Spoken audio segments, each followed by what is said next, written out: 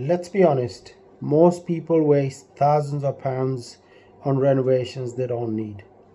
They overpay the builders, they get upsold on materials, they blow their budget before the paint's even dry. But it doesn't have to be that way.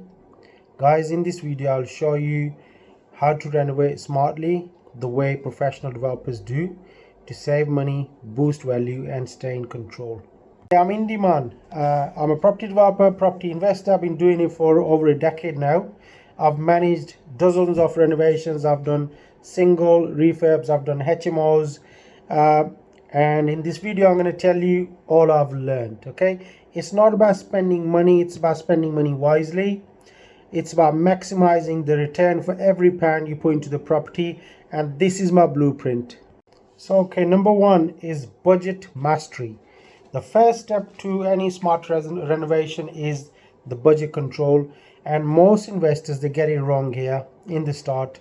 They start with how much it will cost instead of asking how much can I spend to hit my ROI target. So before even a hammer is lifted on any project, we got to work out the purchase price. We need to work out the target end value, the GDV, what we're working towards. Maximum refurb budget, which is usually, we try to usually do it in 15 to 20% of the GDV. That way I'm working backward from profit.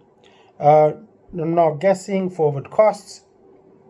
So use a simple spreadsheets. Break down every trade. Plumbing, electrics, plastering, flooring, kitchen, bathroom, paint, and your contingency as well. Obviously, don't forget that. And if your numbers don't stack up before you start, then in a sense you've already lost. So number two is value-driven choices. This is where the beginners burn most of their cash. They're choosing design over return. Okay, look, for example, not every house needs not every renovation needs a £3,000 kitchen or £5,000 kitchen. It doesn't need designer tiles. Okay, you're not living there, you're creating value for the target market. Okay, so here's the rule. Okay, spend more where the tenants or the buyers are going to notice, and save where they're not going to notice. Okay, for example, upgrade the lighting, instantly it modernizes the spaces.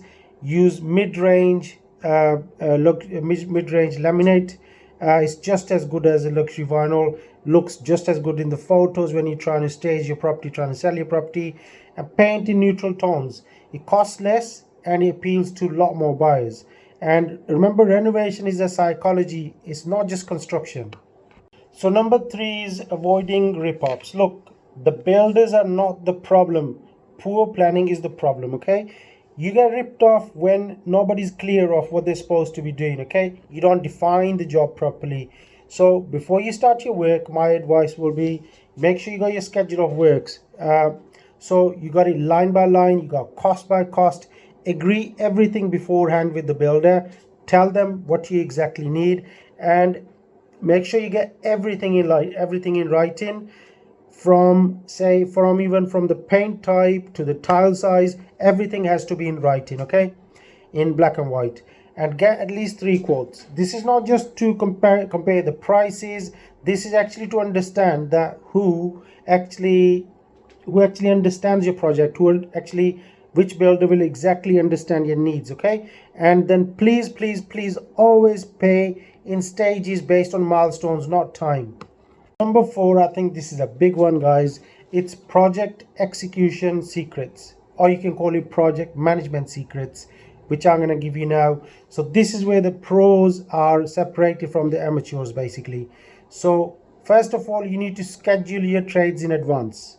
You don't want to be waiting around for tradespeople because the timings are not matching. Sometimes you need one tradesperson to finish the job and the second one to start straight away. Sometimes you can't do that. So schedule your trades in advance. There's a big one. And then order the materials early. If you're going to wait around, hang around when the builder comes and tells you we have run out of bricks now, we run out of blocks now, it can delay, the delivery delays can stall the entire project, and you're paying people for just standing around.